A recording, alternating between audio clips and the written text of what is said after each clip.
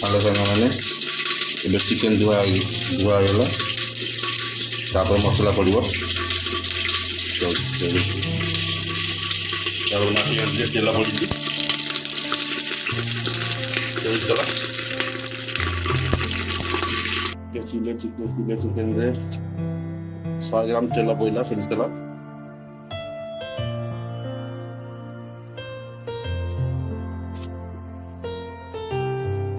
ଏବେ 500 ଗ୍ରାମ କଟା ପିଆଜ ପଡୁଛି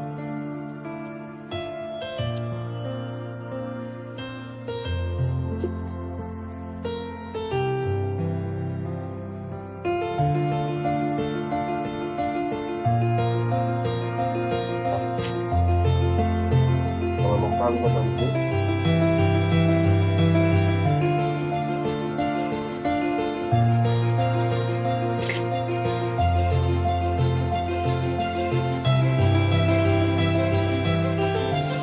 जाऊंगा तो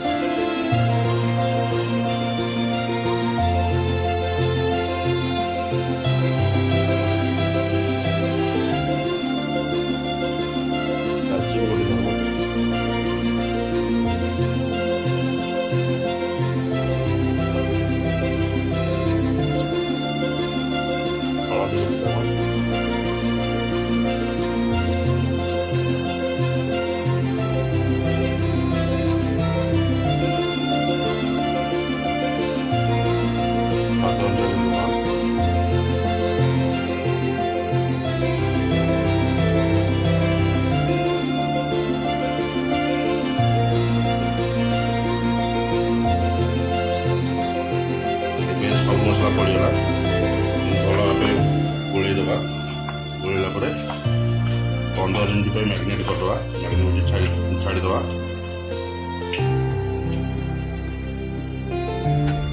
15 मिनट एवं चिकेन आम माटी हांडी पकड़ा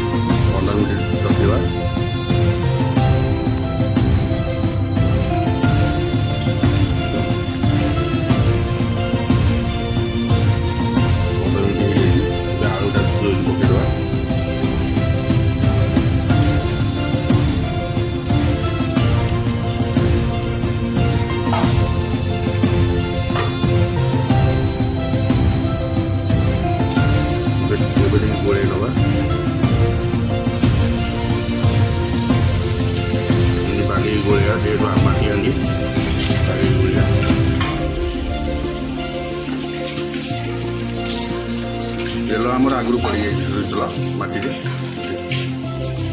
तेल तेजपत्र गोटा गरम मसला पकई पारे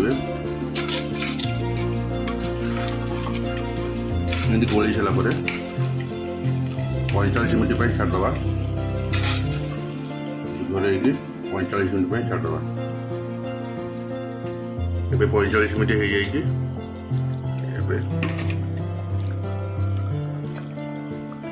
कच्चा लंका टे पड़ा गोटा गरम मसला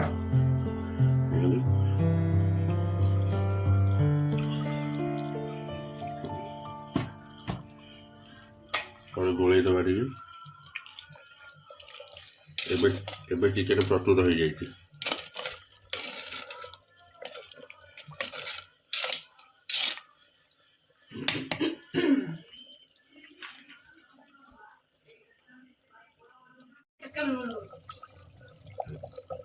ଏବେ ଚିକେନ୍ ତରକାରୀ ହେଇଯାଇଛି।